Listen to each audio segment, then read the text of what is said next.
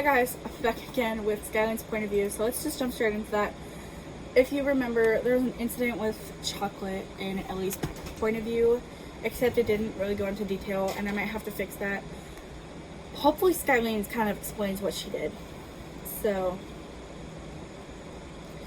I guess it is going to describe what she did. Obviously it kind of has to, because Skylene is the one who did it, but I think I'm going to go back and change Ellie's to kind of hint at something happening. But this is back of the day of the detention. I got lucky. Ellie almost never left. Finally, she raised her hand. I had been writing about the Great Apocalypse since it's all people like to talk about and since it's something I'm familiar with. Dad was in the military when the green flu hit America, and he was in the military when Mom came down with it, becoming a zombie known for healing. Mom wanted to be a nurse, but the flu kept her from achieving her dreams. Well, that's not funny. That's sad. Dad was booted from the military, and he was no longer actively able to be called in. Ellie was probably writing about unicorns and mermaids. Okay. Stop. That's evil. That's rude. That's mean. That's bullying. The teacher called on her and Ellie left to use the bathroom. I smirked, pulling out my chocolate and setting it carefully on the seat. Ellie came back, sitting in it and not realizing something was there. Thank God. I don't know. I kind of feel like you would feel it. Like, I almost want to test this out, but I also don't want to waste chocolate because if it touches my butt, I will not eat it. Obviously, it would be wrapped and stuff, but like, I kind of feel like she would feel it. Unless, I don't know. I just feel like she should feel it. We're gonna leave it though because it doesn't really matter. But when class ended, people began to leave. Some kids pointed at her leaving. It's not even that funny, but to me it is. Leaving and giggling. Nicole and Brian walked past Ellie, not noticing. Oh, I bet they did. I wish they did. Like, look, the new girl. Ew, Ellie, I thought you went to the bathroom. You should have pooped in there, I exclaimed, going to the detention room, Cobra following. Cobra and Eli sit in the corner and play a board game. I think they play Monopoly. I doubt they get through a full game in detention. Oh, if you play with big sibling, or if you play with the rules as an older sibling, you definitely can. Because whenever me and my sister would play Monopoly, I think we played it wrong because we'd always get through the games pretty quickly. Because we don't know how to build and expand on properties. At least I don't. I don't know if she ever learned. But I have not. So whenever I play, it's like once you own the property, you own the property. And all you really do is pay rent. So. And then if you own both properties of the same color, you just pay rent from both of the properties. I don't know. It's also like the game of life. Like, we never pay anybody for having a special number. It's weird. Ellie came into the room, the chocolate stand bright and obvious. The older kids started laughing, some snickering and trying not to laugh. Try to not laugh. I feel like that's wrong.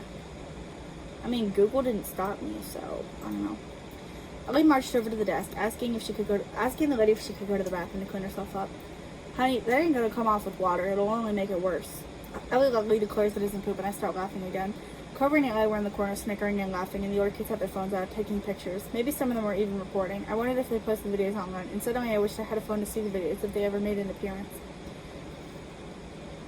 Suddenly, I wished I had a phone, coming from an 11-year-old. A 12-year-old. No, I'm sorry. Skylene is 12. Ellie asked if there was a jacket she could borrow, and the lady said she could check the last we found after her detention. Are you kidding me? Ellie's beginning to argue with the woman about going now since her poop stain was so embarrassing. And it's not poop, it's chocolate. It's Skylene's chocolate, actually. I start laughing. You should just sit down. There's going to be pictures everywhere. The kids quickly shoved their phones away. Ellie looked on the verge of tears. She turned back to the teacher, pleading to go find a jacket. Here, Eli finally says, standing up and crossing the room. He pulled off his jacket, leaving him with his hoodie. Ellie took it gratefully, tying it around her waist and walking awkwardly to her seat. Okay, let's kind of... Does that make Eli a good person since he offered her his jacket? Does that cancel out him laughing at her for it? I think he's got the pros. Pros, he gave her the jacket. Cons, he laughed at her. So now he's tied. I stared at the clock, trying not to laugh. Ellie pulled out the paper. She was actually going to do schoolwork. What a nerd. No wonder she and Skylene... Nicole. I messed up. No wonder she and Nicole were going to be best friends. It's supposed to be Nicole, but it says Skylene. That makes no sense. I wish she wasn't my cousin. I'd rather be Nicole's cousin, to be honest. Covering Eli's game of Monopoly ends, and they moved to sit closer to me. Is Eli now our friend? He snicked glances at Ellie, smirking from time to time. He told her to wash the jacket before giving it back to him. I'd want the Ellie cooties gone too. She really is living up to her shitty nickname. I mumbled cover and he starts laughing. Eli was drawing a girl and Ellie glanced over. If she heard, good. When the four of us were released from detention, I pushed past Ellie, cover following. I don't know where Eli went, but he didn't come out the door Ellie and I went through. There was only one truck in the parking lot, and it was Ellie's dad's. I looked for Dad's car, or even Mom's. Then he looked up, and my heart sank in my stomach. Oh no. Howdy, Skielene and Cobra. I'm going to take you two home. Your dad asked me to. That accent was terrible. Please disregard that. He smiled, and Ellie got into the passenger side of the truck. I'd rather walk. Well, I could tell your dad that if you want me to. He wanted me to pick y'all up, so get in. I glanced over at Cobra, who stared at the ground, hands in his pocket. Sometimes I think he's mute. He rarely speaks, and when he does, it always surprises everyone. Reluctantly, Cobra and I climbed into the truck. Ellis apologized for Dad not coming to get us. This was probably punishment, since we wasted his time earlier. He might even be high when we get home. I hope Mom and the others are okay. I stare out the window, slouching in my seat. He tunes over to a rock and roll station, and Nothing Else Matters was playing. I ignored him when he asked about our day, but however decided he wanted to be friendly. I looked over at him as he spoke, telling Ellis that detention was fun. Then he said it was memorable, and I couldn't stop myself from smiling. Carver told Ellis it was Ellie's story to tell, and Ellis glanced over at her. He looked nothing like Mom. Mom had blonde hair, and it was straight, but Ellis's hair was curly and brown. They had the same eyes, though, so I guess if we were close enough, you could guess they were siblings. I don't want to talk about it, Ellie says, looking at the window awkwardly. She walked in with a shit stand, I tell him, laughing. He looked like he was going to die of secondhand embarrassment. Not that I could blame him. He thought she actually shit herself, and Ellie was awkwardly trying to explain that it was chocolate. I make Ellis think Ellie, Nicole, and I are going to be best friends, and he's happy to hear that. Ellie stares out the window, and we finally pull into the cul-de-sac. When Cobra and I get out of the truck, we walk across the street. Jackie would be home already. The detention was long. When I opened the door, I heard Mom and Dad arguing. You can't encourage their bad behavior, Mom yelled. I'm not encouraging anything. I didn't know they weren't wearing their uniforms this morning. It's not that big of a deal. Detention. Ooh, it's such a big deal. Ricky, you are such an asshole. I don't know why I'm still here with you. Because you need me? Because I pay the bills? I take care of you and the kids? Or I take care of the kids and you? Only when I physically can't. You can't mentally take care of anything either, you idiot. Oh my god, what an asshole. She's right. Also, I'm gonna put myself in Skylar's shoes for a minute here in a bright light. This is not to romanticize abuse, please don't think it is, but I would rather get called an idiot than like more inappropriate adult level mean names. Like, idiot, if that's the best you can come up with, I'll take it. But at the same time, just don't be abusive to your partner. That's not cool either. Why do you insist on behaving like this? Mom asks, and her voice is low. Cobra had gone upstairs, but I couldn't stop myself from listening in. I know you had a rough childhood, but why put it on our kids? Dad was quiet. I'm not putting anything on our kids. I just let them express themselves. If they feel the need to go to school like that, then something's wrong with them, not me. Ricky, think about it. You're not the father they need. You're not a very good role model. Then why bother? Dad yells, and I flinched for Mom. Why bother even staying here? You've got the money. You could move out of here and take the kids and never see me again. I would be fine on my own. Ricky, Mom's voice was lower now, barely a whisper. I stay because even though you're a bad role model, everyone here loves you. No matter what, you're their dad. You're my husband. I love you, even when you act like this. Act like what? Stop it. Mom and Dad were both quiet, and I took a minute to make it to the kitchen before walking in. I stood for a minute, looking at both of my parents before I went over to the sink and filled a cup of water.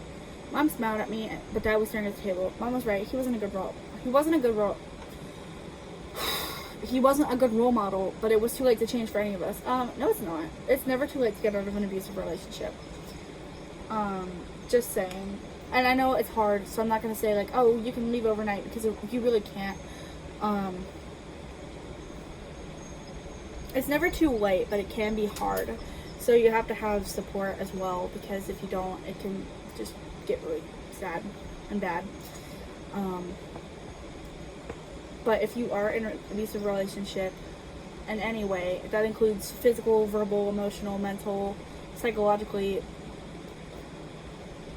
find people who care. There are people who do care, and just try to get out there. I know it's hard, but you're strong. Everybody is strong. You guys will do great. We've gotten this far down this road. Why turn around? It would mean we wasted time, years of hard work. Hard work doing what? Becoming assholes? Dad was still staring at the table, and I went over to the stairs. Finally, I heard Dad stand up. Don't be scared to leave me if you ever feel like you can't handle me. Ricky, I won't leave you. You need someone here to show you what love looks like. You've never experienced that. Ooh. He just got roasted.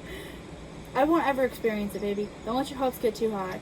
But Mom didn't say anything. I went upstairs. Jackie was in the room playing with dolls with Mia, and Peter was on my bed, finger half up his nose. Dude, stop! Not on my bed. It's like me talking to my cat, licking her butt. Peter looked at me, then his finger, then he wiped it on his shirt. Gross. Jackie and Mia both waved, but I sat on the bed. A part of me wanted to tell Jackie about what I'd heard, but she's too young to bear the burden. I'm gonna die. To bear the burden of divorce. I wondered if my parents would ever split up. They argue a lot, and now that it's been brought up, it makes me fear it even more. Dinner was quiet. Only Peter and Mia talked. I didn't know how such young minds could come up with so many different things. Peter flung food around from time to time, and Dad had glared at him, receiving a sorry from Peter. Mia was the first to finish, and she left without a word. Peter and Jackie followed, and Cobra and I sat there. Cobra hadn't eaten anything, he was picking through his food. Eventually, I excused myself. Mom and Dad had finished, and Cobra had eaten a few pieces of what was put on his plate before leaving.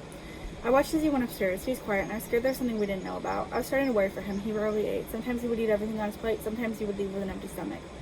School went on, with Ellie and Nicole sticking together. Cobra stayed quiet, and I behaved as well as I could in school. I still made snide remarks, but nothing that would land me in detention. Good idea. Cobra drifted away. He didn't seem to hang around anymore. He was still there, but he wasn't with me. Eli was talking to him a lot more, and I'd often see the two sneak away together for a bit during lunch. That sounds gay. No hate, no homophobia or anything, but I'm gonna be real with you guys. I don't think that's what it is. I'm the author. I'm pretty sure that that's not what it is. It just sounds really, what the heck. So Cobra, never mind. Mom had gone back to college. She was taking online classes to become a nurse. See, if Skylar did it, why can't you, Zoe? I'm just saying. She was dedicated to her dream job. Dad was always asleep or out in public or whatever. We got home from school, and Cobra and I went upstairs. Peter and Mia were the only two home, other than Dad, who was sleeping, like always. He slept a lot lately. Peter followed me in my room, and Mia and him played together for a little bit before Jackie got home. Oh, this is gonna be sad. Not, funny sad, but, I'm pretty sure I know what happens in this chapter. I just thought it happened a little bit later. Cobra's not in here? She asks, hanging her backpack up. I look up for my homework. He's not in his room? No. Jackie sits down with the others. Maybe he's in the bathroom. I try not to panic as I walk downstairs. I had heard him leave his room just before Jackie had gotten home. Maybe he was just in the bathroom. I was still scared there was something more sinister, though. I caught faint smells of weed on him, something I was used to smelling around Dad. He also always looked like he hadn't slept, and I wondered if Mom noticed. I put my ear against the bathroom door, not hearing anything. I knocked on the door gently, no response. Cobra, if you're in there, I'm going to kick your ass. I turned the doorknob, and Cobra was on the ground, passed out. Cobra, what the fuck? I squat next to him, staring at his motionless body for a minute before yelling for Dad. He came stumbling down in jeans and a wife beater and came over to the bathroom quickly. I already had the phone and I was calling for medical help. I knew what Cobra had done. I just wish I knew why he did it. Dad was trying to get Cobra to set up, and I was told an ambulance was on its way. Dad told me to go get the others and make them get ready. We wouldn't be going to school tomorrow. We wouldn't be going for a while. Dad was on the phone with Mom immediately, and I saw the flashing lights as I helped Peter and Mia get dressed. Jackie was packing a bag for them to have something to do while we waited for Cobra. I hope my brother would be okay. I wish I knew. I wish I was in his mind, and... oh my God.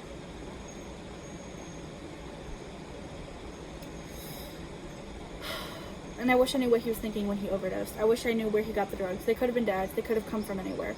Tears were in my eyes as Cobra was put into the back of the ambulance on a stretcher. They were going to try to keep him alive when he was on his way to the hospital. I prayed he was okay. In the car, I sat between Peter and Mia, comforting them. It was more of the other way around, but I had to be strong.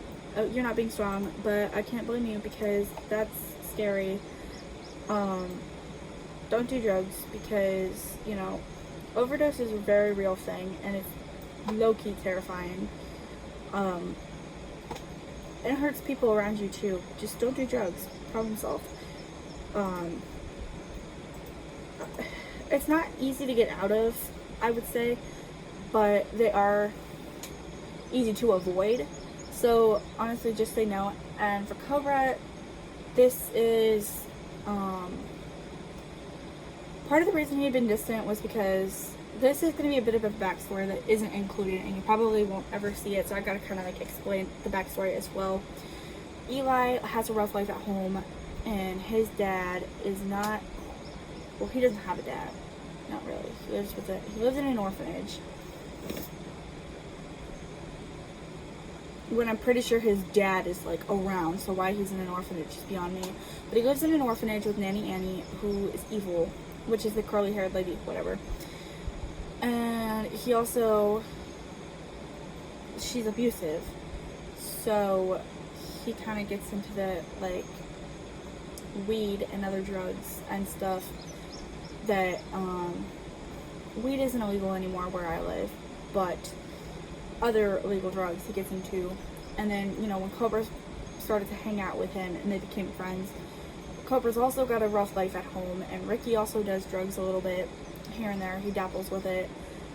I'm actually gonna be real with you. I don't know if the weed is legal where they live in the book, but where I live it's legal now. But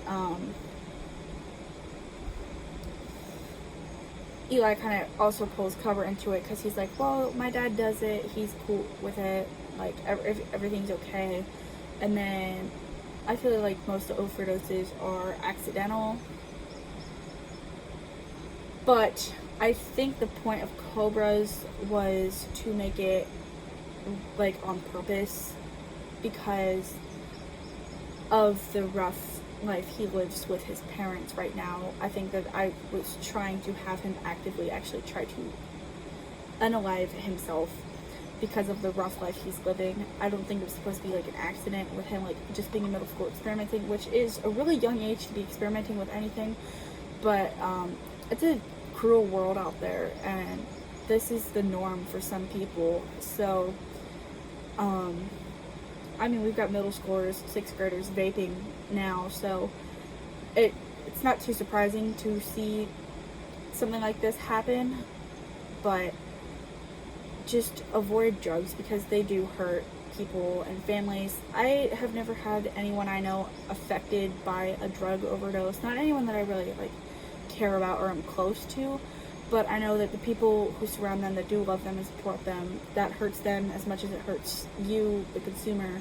So just don't do drugs. Say no. They're not cool. They don't make you cool. And honestly, weed, being high all the time, what kind of life are you living if you can't remember it? Like, I've never been high, so I wouldn't really know what it feels like or kind of how it affects your brain chemistry, but just what good are you if you're kind of stoned out of your mind? Like, especially if you're supposed to be watching kids and stuff, like, I'm not saying you're a bad person, I'm just saying that, like, it's just best to go without it. But that is it for Skielene's point of view. I feel kind of bad leaving it on such, like, such a cliffhanger, but I'm not gonna say whether or not Cobra gets better. We're just gonna start moving on as well, but also kind of keeping Cobra in our hearts because there are people who overdose accidentally on purpose.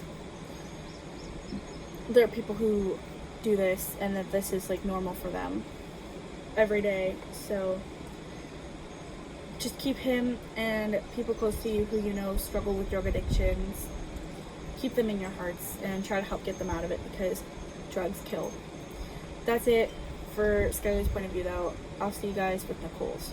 And it won't be as heavy as this ending was. I was expecting it to be heavy. I just didn't feel like it was going to be this heavy. Like, I actually feel super sad because this is so real and it's so heartbreaking because it's like, this is such a serious thing and I feel like people don't talk about it enough. But I'll see you guys with Nicole's next.